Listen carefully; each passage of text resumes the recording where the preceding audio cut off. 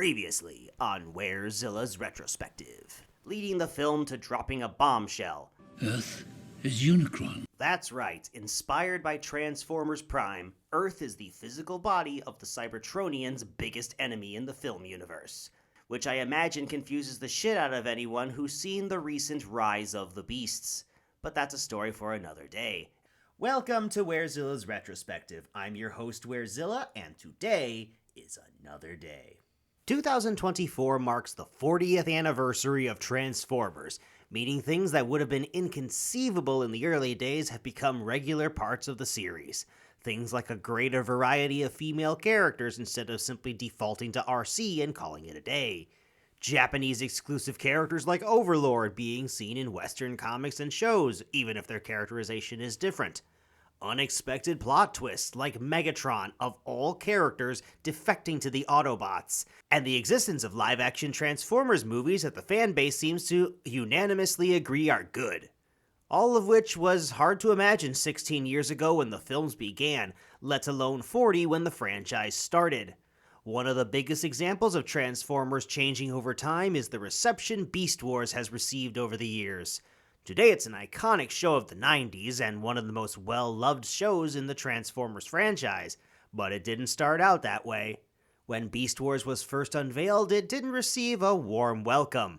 All the characters transforming into animals instead of vehicles didn't sit well with older fans who grew up with the original series, which is where the term truck not monkey comes from. Unsurprisingly, most of this rhetoric came from the G1ers, the hardest to please kind of fan.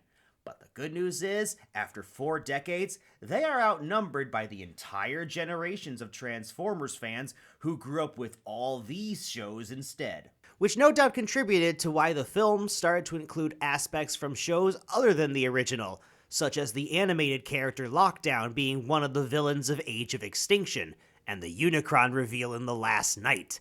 Inevitably, elements of Beast Wars would find a way to be included in the films.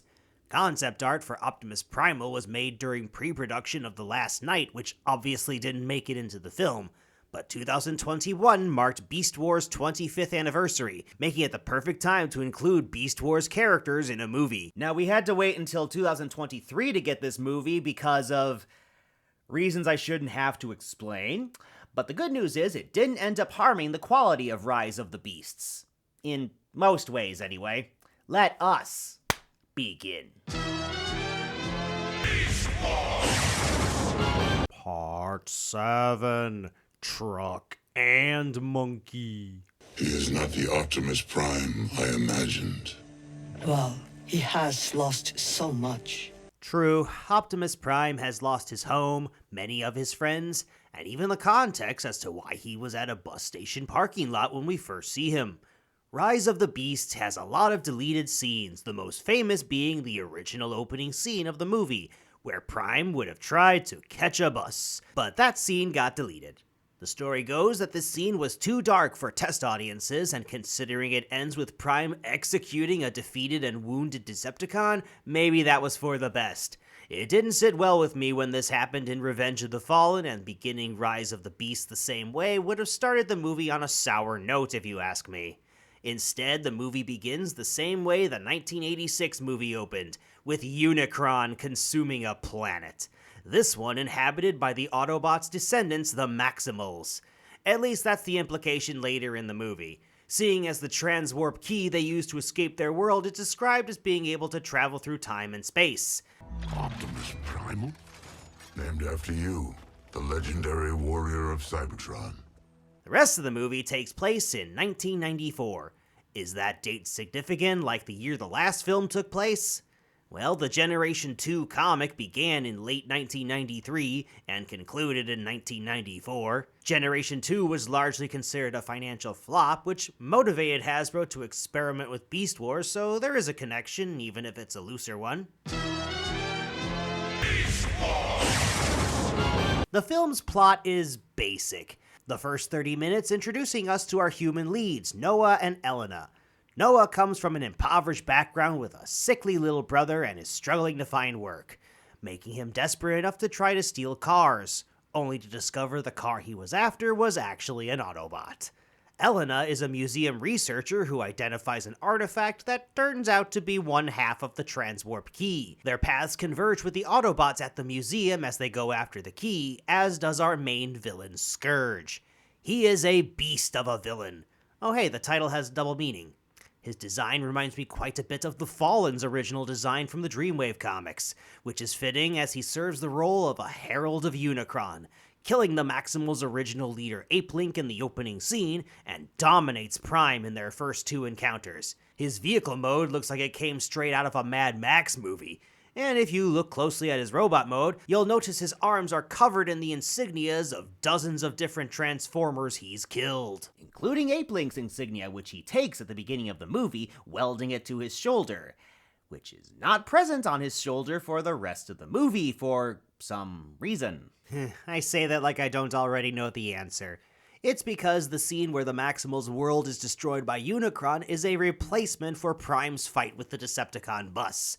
By the time the bus scene was cut, most of the effects for the movie had already been made, so when this extra detail was added to Scourge in this scene, it was too late to add it to the later scenes of the movie. But I can't be too upset over this. Transformers missing their insignias or having the wrong one is not new. Animation errors like this have been happening since the start. Well anyway, this leads our heroes to meeting Air-Razor and eventually the rest of the Maximals in order to put a stop to Scourge's plans to bring Unicron to Earth.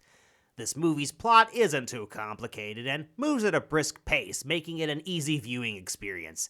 At no point did things start to drag, which was a big problem that the frankly bloated Bayformers films had previously. None of the action scenes drag on for too long, and the characters are engaging enough that you'll enjoy your time watching this. Speaking of which, the characters in this movie are interesting to talk about, as several of them have complicated histories with the films. The Autobot that Noah attempts to carjack ends up being Mirage. His dynamic with Noah is strongly reminiscent of the original series episode Make Tracks, where the title character, say it with me now, met a New Yorker who attempted to carjack him only to end up becoming friends and ended up working together to stop a Decepticon plot. Incidentally, this episode is one of the reasons why most people believe Trax is a queer-coded character.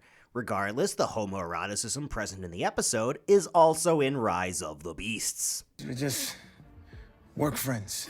Work friends? You've been inside me. Mirage is probably my favorite character in the film, and he really stands out compared to Dino. Dino was one of the background Autobots seen in Dark of the Moon who barely had any screen time. The reason for this was because he transformed into a Ferrari, which is a problem for Hasbro since they don't have the rights to make toys based on Ferrari's vehicles. Not only did his original death scene have to be given to another character, severely limiting his screen time, but the fact that his name is Dino in the first place is because of the legal issues, named after the son of Ferrari's founder in the film itself, despite all his toys calling him Mirage.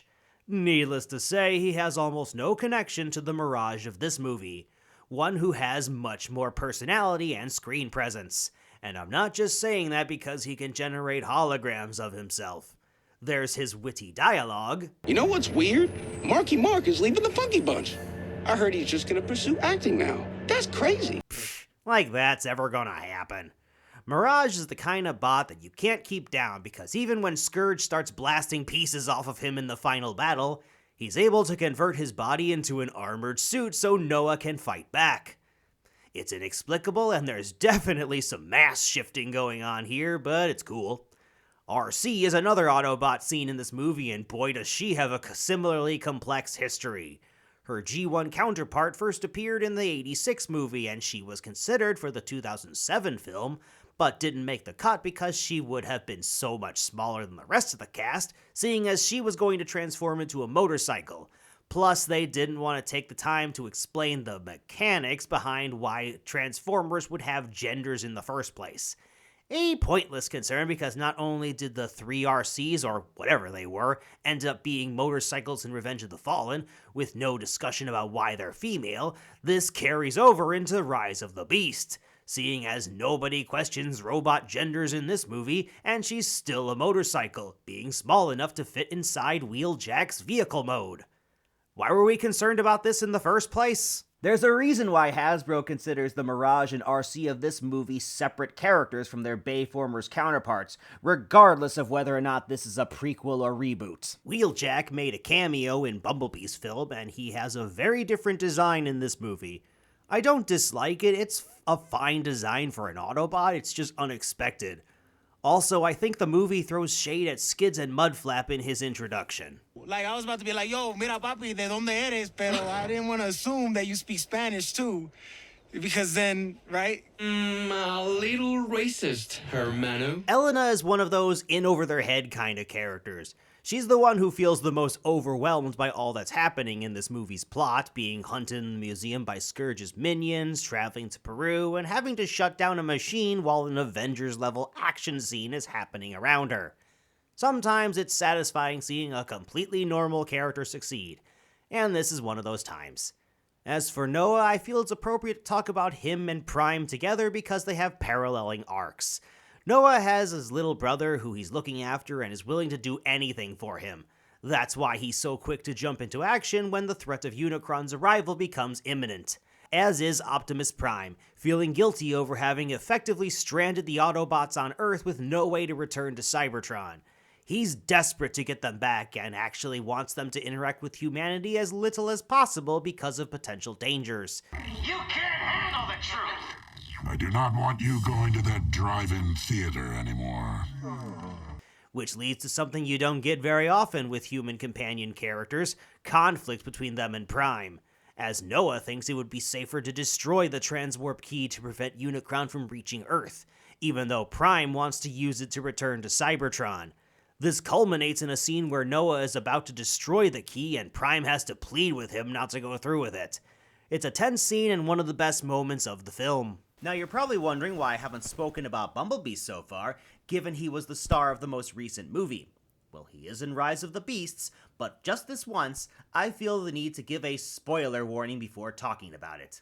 Yeah, I normally don't do this, but this is the most recent movie in the series, so just this once, skip ahead to this timestamp if you do not want to be spoiled about something important. Bumblebee is of course humanity's advocate trying to convince Prime that they can be trusted, and then the museum confrontation with Scourge happens, where Scourge kills Bumblebee.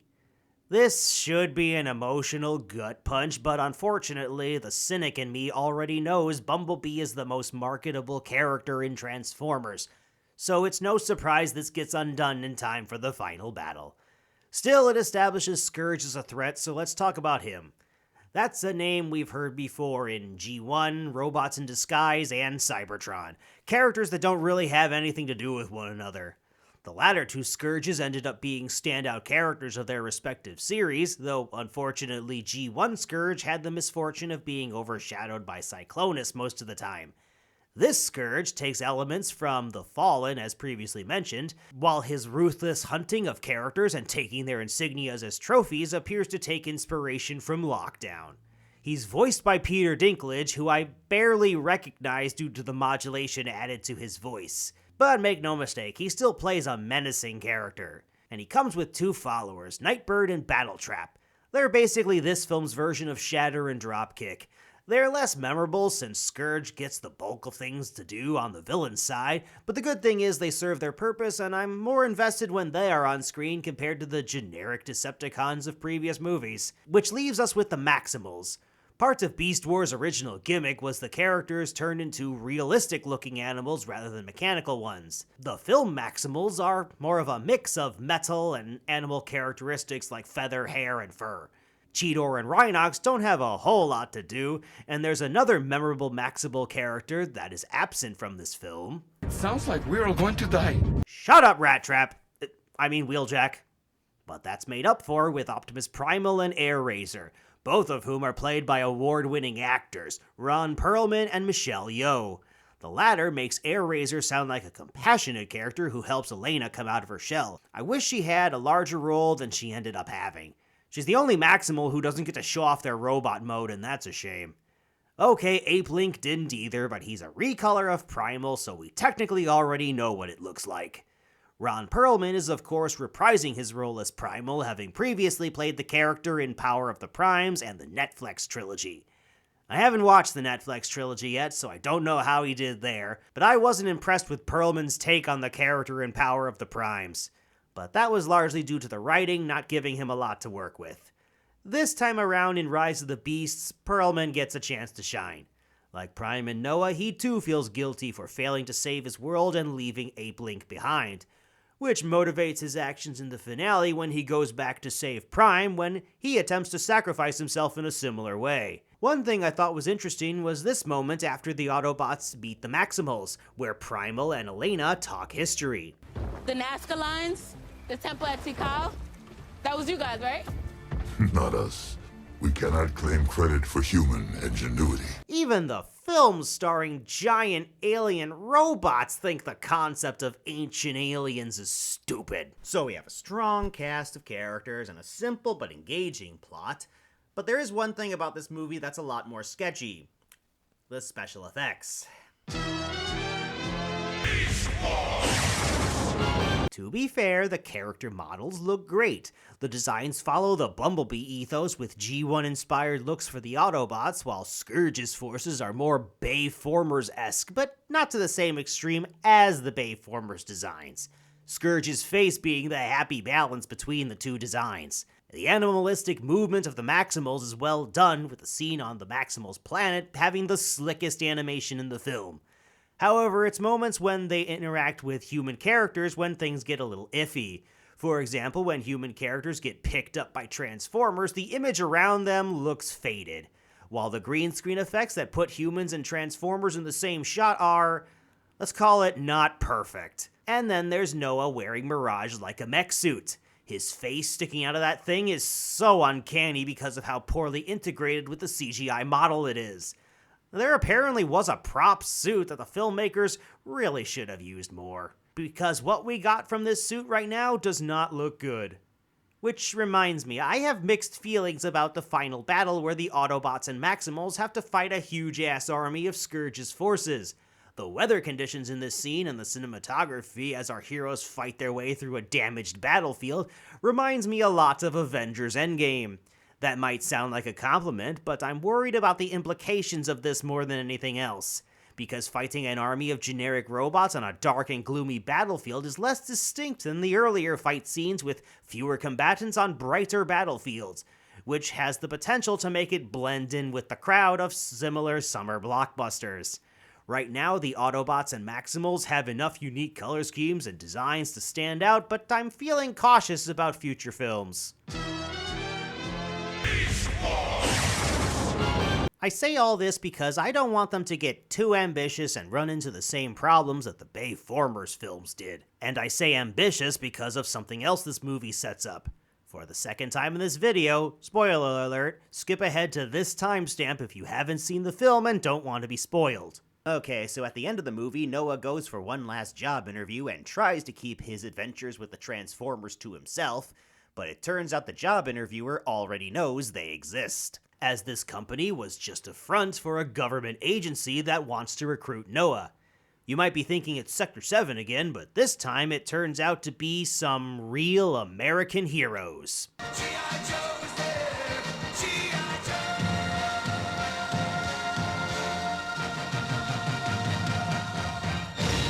I have no idea if the filmmakers plan on turning this into a shared cinematic universe with the live-action G.I. Joe films, or if they simply plan on including G.I. Joe characters and elements in future Transformers films.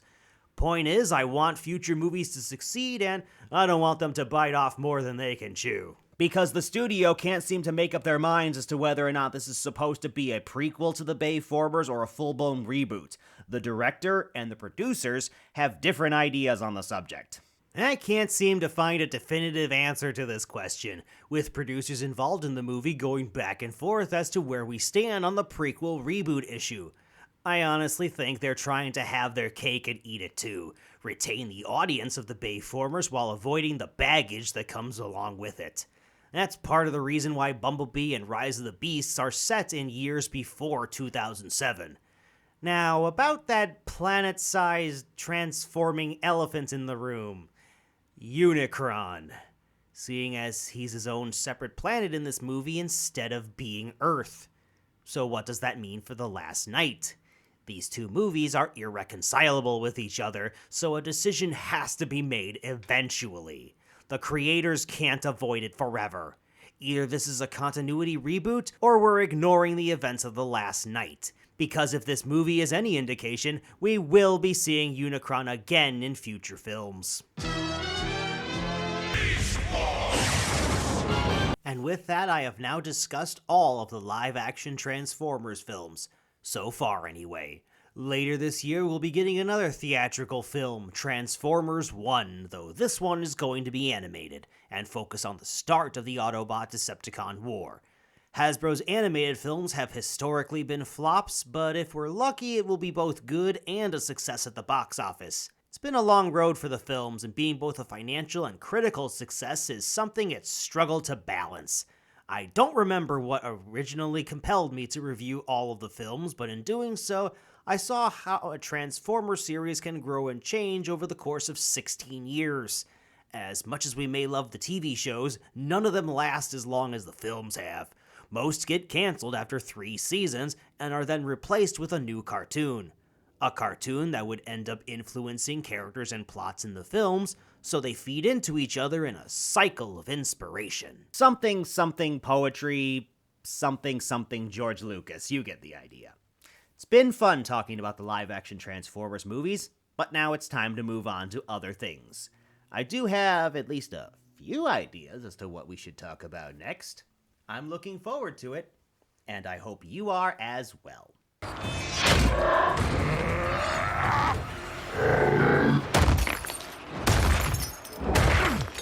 He was mine.